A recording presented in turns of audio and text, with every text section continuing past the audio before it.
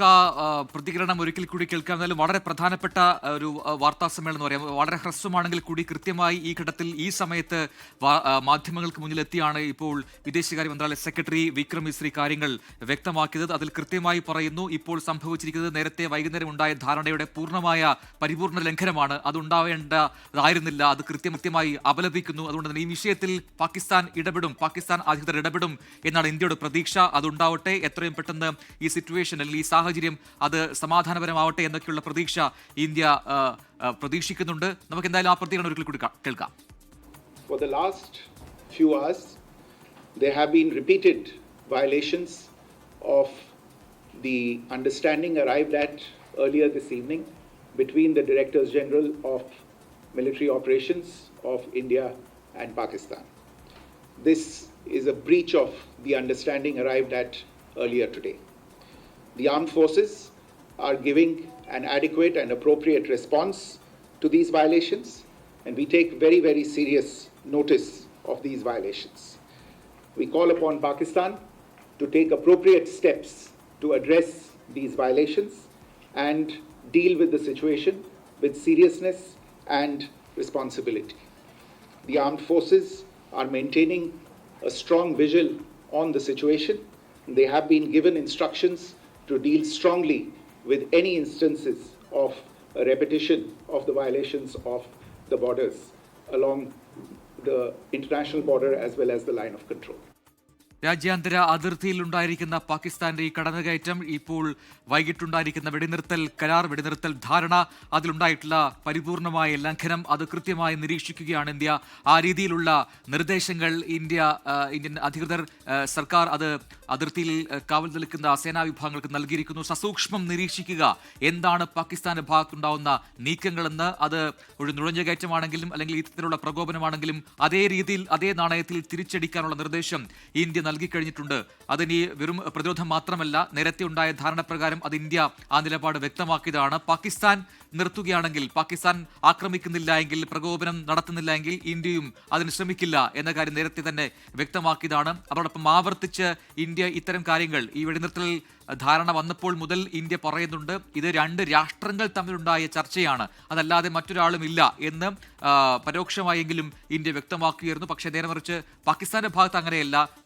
ഏറ്റവും ഒടുവിൽ പാകിസ്ഥാൻ പ്രധാനമന്ത്രി തന്നെ എക്സിൽ കുറിച്ച കാര്യങ്ങൾ നോക്കുകയാണെങ്കിൽ അതിൽ അമേരിക്ക നടത്തിയ ഇടപെടലിനെ കുറിച്ച് എടുത്തു പറയുന്നു. അമേരിക്കയാണ് അതിന് മധ്യസ്ഥത വഹിച്ചതെന്ന് പറയുന്നു. അതിന് നന്ദി പറയുന്നു ഡൊണാൾഡ് ട്രംപിന്, നന്ദി പറയുന്നു JD വാൻസിന്, നന്ദി പറയുന്നു മാർക്കോ റൂബിയോയ്ക്ക്. അങ്ങനെ പാകിസ്ഥാൻ എന്തുകൊണ്ട് ആ രീതിയിലൊരു നിലപാടിലേക്ക് എത്തുന്നു എന്നതിൽ നമുക്ക് ചില കാര്യങ്ങളുണ്ട്. കാരണം IMF-ൽ നിന്നും വായ്പ കിട്ടേണ്ടതുണ്ട്. അങ്ങനെ ആ വായ്പ കിട്ടണമെങ്കിൽ ഇതിന് തയ്യാറാവണമെന്ന് അമേരിക്ക നിർദ്ദേശിച്ചു പാകിസ്ഥാനോട് എന്നൊക്കെയുള്ള സ്ഥിരീകരിക്കാത്ത റിപ്പോർട്ടുകളുമൊക്കെ നേരത്തെ പുറത്തു വന്നതാണ്. അപ്പോൾ അതിൽ തന്നെ ഉണ്ട്, ആ പാകിസ്ഥാന്റെ മറുപടിയിൽ തന്നെ ഉണ്ട് കാര്യങ്ങൾ എന്ന് വ്യക്തമാണ്. അത് അത്തരം സംശയങ്ങളൊക്കെ ഏതാണ്ട് അത് ഉറപ്പിക്കാം എന്ന് ഈ ഘട്ടത്തിൽ കരുതുകയും ചെയ്യാം. ഷഹബാസ് ഷെരീഫ്, പാകിസ്ഥാൻ പ്രധാനമന്ത്രി തന്നെ ആ രീതിയിൽ എക്സിൽ അങ്ങനെ കുറിക്കണമെങ്കിൽ അതിലല്പം കാര്യമുണ്ട് തന്നെയാണ് വ്യക്തമാക്കേണ്ടത്. മറ്റ് ഒരു രീതിയിലുള്ള ഈ അമേരിക്കൻ ഇടപെടലിനെ കുറിച്ചുള്ള ഒരു രീതിയിലുള്ള പ്രതികരണവും ഇന്ത്യയുടെ ഭാഗത്ത് നിന്ന് ഇതുവരെയും ഉണ്ടായിട്ടില്ല. അതിപ്പോൾ വിദേശകാര്യ മന്ത്രിയാണെങ്കിലും പ്രധാനമന്ത്രിയാണെങ്കിലും അല്ലെങ്കിൽ വിദേശകാര്യ മന്ത്രാലയമാണെങ്കിലും അത്തരത്തിൽ യാതൊരു പ്രതികരണവും ഉണ്ടായിട്ടില്ല എന്ന കാര്യം വളരെ വ്യക്തമാണ്. അതിൽ മാത്രവുമല്ല, ആ ധാരണയിൽ ഒരു ലംഘനം അത് ഈ മണിക്കൂറുകളിൽ ഉണ്ടായപ്പോൾ തന്നെ ഇപ്പോൾ തന്നെ അതിലൊരു നിലപാട് പറയാൻ ഇന്ത്യ ശ്രമിച്ചു എന്നുള്ളത്, അല്ലെങ്കിൽ ഇന്ത്യ അത്തരത്തിലൊരു നിലപാട് പറഞ്ഞു എന്നുള്ളത് വളരെ വളരെ പ്രധാനപ്പെട്ടതാണ്. അതും ഈ മണിക്കൂറിൽ മാധ്യമങ്ങൾക്ക് മുന്നിൽ എത്തിയാണ് വിക്രം മിശ്രി, വിദേശകാര്യ മന്ത്രാലയ സെക്രട്ടറി, അക്കാര്യങ്ങൾ വ്യക്തമാക്കിയത് എന്നതും ശ്രദ്ധേയം. അച്യുതൻ ഒരിക്കൽ കൂടി തുടരുന്നുണ്ട്. അച്യുതൻ, ഇപ്പോൾ ഞാൻ പറഞ്ഞ കാര്യങ്ങൾ അത് വളരെ പ്രധാനപ്പെട്ടതാണ്. അതായത് ഈ വൈകുന്നേരം ഉണ്ടായ ഒരു വെടിനിർത്തൽ ധാരണ, അത് ഇരു രാജ്യങ്ങളുടെയും ഈ പട്ടാള സൈനിക ഓപ്പറേഷൻസ് അതിന്റെ മേധാവിമാർ നടത്തിയ ഒരു ചർച്ച വൈകിട്ട് 3:35 പാകിസ്ഥാന്റെ DGMO വിളിക്കുന്നു, ഇന്ത്യൻ DGMOയെ. അങ്ങനെ അവർ തമ്മിൽ സംസാരിക്കുന്നു, അങ്ങനെ ഒരു ധാരണയുണ്ടാവുന്നു. 5 മണിക്ക് ആ വെടിനിർത്തൽ ധാരണ പ്രാബല്യത്തിൽ വരുന്നു. ഇതാണ് ഈ രാഷ്ട്രങ്ങൾക്കിടയിൽ ഉണ്ടായ കാര്യങ്ങൾ എന്ന് ഇന്ത്യ വിശദീകരിച്ചിട്ടുണ്ട്. അതിന് പിന്നാലെ അതിന് മുൻപേ തന്നെ അമേരിക്കയുടെ ഭാഗത്തുനിന്ന് ഒരു എക്സ്പോസ്റ്റ് വന്നതാണ്. അത്തരത്തിൽ ഇന്ത്യയും പാകിസ്ഥാനും വെടിനിർത്തൽ ധാരണയിലെത്തി, അതിന് ഇരു രാജ്യങ്ങളെയും അഭിനന്ദിക്കുന്നു എന്നൊക്കെയുള്ള പരാമർശം അടങ്ങിയ ഒരു പോസ്റ്റായിരുന്നു അത്. അതിന് പിന്നാലെ പാകിസ്ഥാന്റെ ഭാഗത്തുനിന്നും അവരുടെ വിദേശകാര്യമന്ത്രി അവരുടെ പ്രതിരോധ മന്ത്രി ഇഷാഖ് ദറിന്റെ ഒരു പോസ്റ്റ് വരുന്നു. അതിൽ പറയുന്നു ഇന്ത്യയും പാകിസ്ഥാനും തമ്മിൽ ഇത്തരത്തിലുള്ള വെടിനിർത്തൽ ധാരണയായി എന്ന് പറയുന്നു. പിന്നീട് ഇന്ത്യ നിലപാട് വ്യക്തമാക്കിയിട്ടൊരു വാർത്താ സമ്മേളനം നടത്തുന്നു. അവിടെ നമ്മൾ വിക്രം മിശ്രയെ ആദ്യം കണ്ടത് അങ്ങനെയാണ്. അതിൽ കാര്യങ്ങൾ പറയുന്നു. രണ്ട് രാഷ്ട്രങ്ങൾ തമ്മിൽ നടത്തിയ ചർച്ച അതിലൊരു തീരുമാനത്തിലെത്തി എന്ന് പറയുന്നു. പക്ഷേ പിന്നീട് നമ്മൾ ഒരു 2-3 മണിക്കൂർ മുമ്പ് കണ്ട സംഭവങ്ങൾ അത് ഈ വെടിനിർത്തൽ ധാരണയുടെ പരിപൂർണ്ണ ലംഘനമാണ്. ഒന്നിനു പിറകെ ഒന്നായി നമ്മൾ കഴിഞ്ഞ രാത്രിയിലൊക്കെ കണ്ടതുപോലെ പാകിസ്ഥാന്റെ ഭാഗത്തുനിന്ന് ഡ്രോണുകൾ രാത്രിയാവുന്നതോടുകൂടി വരികയാണ്, വരിയായി വരുന്നു. അതെല്ലാം കൃത്യമായി നിർവീര്യമാക്കാൻ ഇന്ത്യക്ക് കഴിയുകയും ചെയ്യുന്നു. ഇന്ത്യൻ സേനാ വിഭാഗങ്ങൾ വളരെ പക്വതയോടുകൂടി ആ സമയത്ത് നിലപാടുകൾ എടുത്തു എന്നുള്ളതാണ്. ഇന്ത്യൻ സേനാ വൃത്തങ്ങളിൽ നിന്ന് നമുക്ക് ലഭിച്ച വിവരങ്ങൾ അനുസരിച്ച് ചില ഡ്രോണുകൾ വന്നു, ചിലത് തിരികെ പോയി, കൃത്യമായി അതിനെ മോണിറ്റർ ചെയ്യുന്നുണ്ട് എന്നൊക്കെയുള്ള വിവരങ്ങൾ നൽകിയിരുന്നു. ഒരു മുൻകരുതൽ എന്ന രീതിയിൽ തന്നെയാണ് അവിടെ ഈ ലൈറ്റിൽ അണയ്ക്കാൻ നിർദ്ദേശം നൽകിയതും. അങ്ങനെ ആ അതിർത്തിയിലുടനീളം അതിപ്പോൾ ജമ്മുവിൽ നിന്ന് തുടങ്ങി ഗുജറാത്ത് വരെയുള്ള തീരത്തേക്ക് അല്ലെങ്കിൽ അതിർത്തി മേഖലയിലേക്കൊക്കെ തന്നെ അത്തരത്തിൽ നിർദ്ദേശങ്ങൾ നൽകുന്നു.